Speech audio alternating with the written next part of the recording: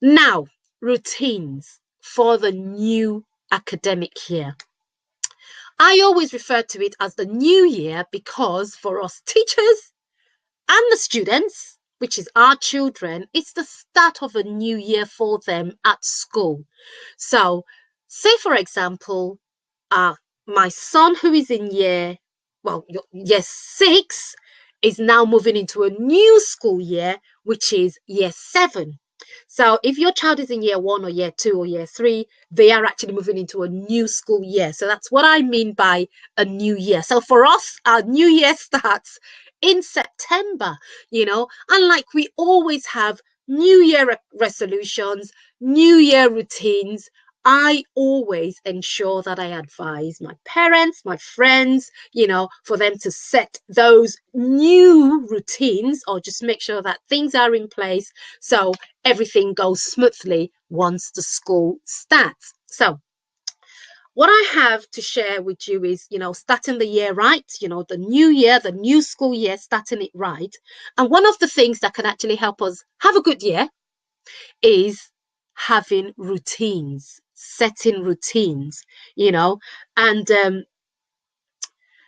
when I have routines, I have actually noticed that my authority as a parent is respected by the kids, because it is easier for us to teach them good habits. They know what to do. There is a routine in place that we follow.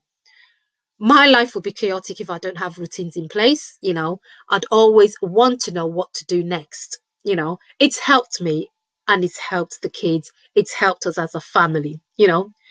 It teaches our kids that life does not revolve around them and how they feel at the moment. Sometimes our kids, have that momentary feeling, you know.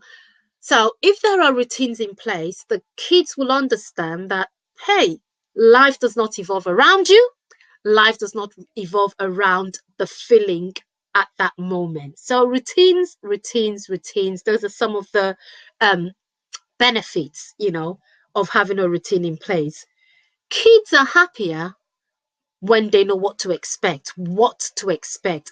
I mean, I know that in the mornings we get up and we have to say this over and over again, get into the bathroom, get yourself dressed up, get down and have your breakfast. If these things are actually written out somewhere, after a while, you won't have to, what you'd obviously have to do is facilitate that they're being done, you know, it makes surprises better. Routines are a part of life, it's a part of our school day, it's a part of our work day as adults. So it's important that they have them at home as well. So routines are at work as well. There are things done at a particular point in time in a set way. You know, it's a good idea to actually get our kids to learning how to do these things at a very young age. Now, we've talked about why routines are important.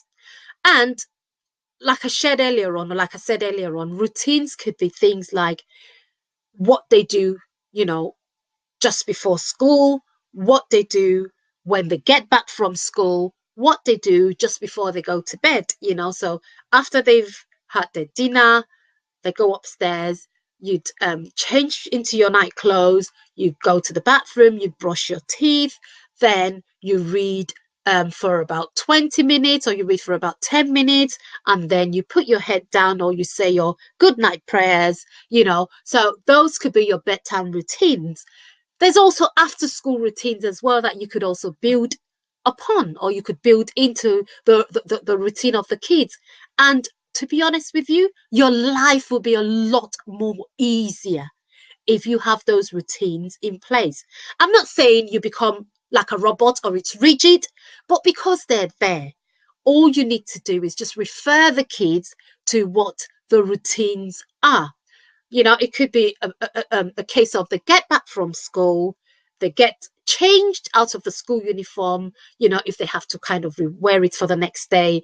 For my son, because his shirt is a white shirt, but the trousers are grey, we sometimes repeat the trousers if there hasn't been a game of football and the knees are, are muddy, So he puts them away, either into the dirty basket or he hangs them ready for the next day.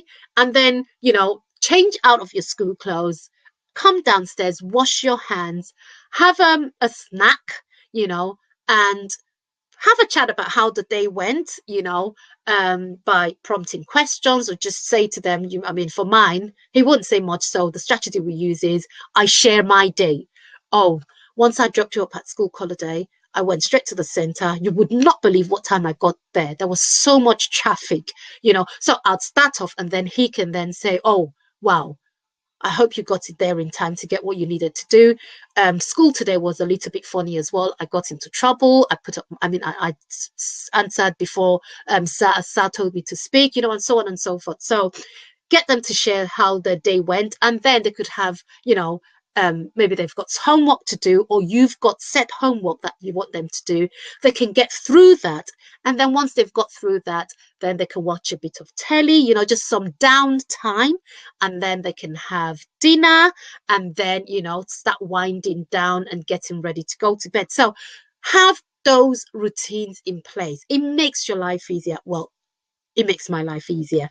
And, you know, a couple of parents that I've worked with, my friends, they've actually testified to the fact that, yes, we all know what's happening, you know, which makes things easier. In as much as you might have to give them reminders, but because it's actually there, they know, then they actually just go and do it without being forced, you know, or making a big deal about it.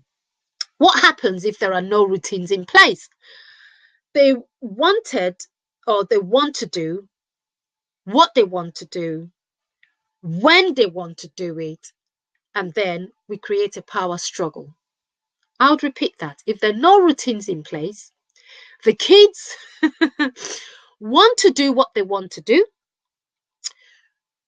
what they want to do when they want to do it, and we end up having a power struggle. You know, it then becomes a big deal. You waste a lot of time, you waste a lot of energy, you know, by the time you've finished, you're tired, your child is tired, you know. So to save the energy, to make the energy productive, put it to use to do better things, have a routine in place. Trust me, once you try it, you would always want to do it. If there are no routines in place, they are less likely to listen, you know, because it's like, oh, so where is all of this coming from? Excuse me. So they're thinking, why do I have to do that? Why do I have to do it now? You know, but if they know that there's something else to follow on to, then they would listen and do it. They are less likely to do what they've been asked to do if there are no routines in place. Because what happens is with our kids, they actually learn quicker than we think. They get used to things. They adapt easily, you know. So if there are no routines in place, they are less likely to do as they're asked to do, you know. They are more likely to say no to any of those requests, you know. They are more likely to say no because it's just thrown at them. They're not expecting it, you know. It's the same for us adults as well. If you're expecting something, you know that you're supposed to do something at a particular point in time, even if you're tired or even if you kick and scream, you would at least get on and do it, you know. So if there are no routines in place, they are more likely to say no to any of the requests. They are much less agree. They would be they would not want to do it, you know. They would throw tantrums, you know. I mean, and kids would throw tantrums, and to be honest, once they start, sometimes it could take minutes, 10-15 minutes sometimes, to actually get them back to planet Earth, to bring them back to reality.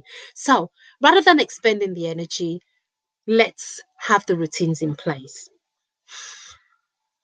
They become upset, and that's another thing. I know my son for his tears. Once he gets upset, he starts tearing, he starts crying, and that sometimes can be very overwhelming because I'm thinking, why are we crying? What are we crying for? You know, but because they know what to do, they know that, oh, I have to do this. Even if they don't want to or they don't feel like doing it, they can actually say, oh, Mom, can I do that? later, or can I do that in 10 minutes? I mean, like I said, we don't have to be rigid. We can be flexible, especially when the day has been a bit of a rough day, you know, give allowances, but because they know that the routines are there, you know, they would still get on and do it with not too much of a fuss. They would not be disappointed often because sometimes they already have what they want to do in their heads. And then you'd now say to them, could you go and sit down and do your homework? Hey, that would actually bring a lot of disappointment because they're already thinking, I want to watch Casualty or I want to watch Holby City, you know. But of course, if they know that they need to do something, you know, at a particular point in time, they could record that and watch that later. So routines, hey, they are a lifesaver for me, and it really works wonders for us as a family. Kids can actually start to begin to talk back, you know, which now becomes, you know, not very nice, you know, but once, like I said earlier, once they know what to do, they know when to do it, they get on and they do it, you know. So those are some of the problems that we could be facing if we do not set the routines. So my advice, as well as my encouragement this evening, guys, would be, let's set the routines. Let's sit down at some point this week. Let's try and sit down together, make it an activity. Actually, you could build it into your activity for this week. So have it as one of your family activities. Just come up with a family meeting and make it fun. Come up with lots of colored paper, colored pens, and just tell them to write, you know, just brainstorm. What do we do in the mornings? What do we do when we come back from school? What do we do before we go to bed? You know, brainstorm all of these ideas and then don't say to them, we're setting a routine, you know, we're going to be organized from this school year. That might come across as in, hey, here we go again, and they lose interest. Make it fun, make it exciting.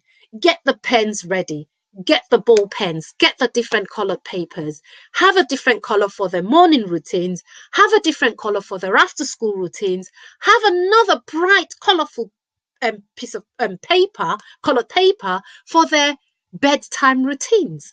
And as a family, come up with all the things you do at those times and draw up a routine. I hope that has made some sense, and I hope that's would be helpful. Again, can I just encourage us to enjoy the rest of the summer holiday with the kids? I would be very grateful if you could get those suggestions, the feedback, the recommendations to me at hello@sholaalabi.com. And on a last note, I wish all of our kids the best this new school year. If you would like to catch up with me on any other parenting matters, matters that concern the kids, feel free to send me an email as well. And the last thing I was actually going to say, to share with you, I had my first speaking engagement yesterday and today. And believe it or not, guys, this happened from or it happened in my family. That's in my church, my local church, and I really enjoyed it. So if you would like me to speak to any of your, you know, your groups, your parent groups, support groups, churches, schools, feel free to send me an email. It's something that I really love to do, to encourage parents to connect with their kids, because to be honest with you, one of my very regular sayings is that we are the first teachers for our kids. We are the first adults that they get to know before they get to school. So what we do matters the most. So thank you very much for connecting with me this summer.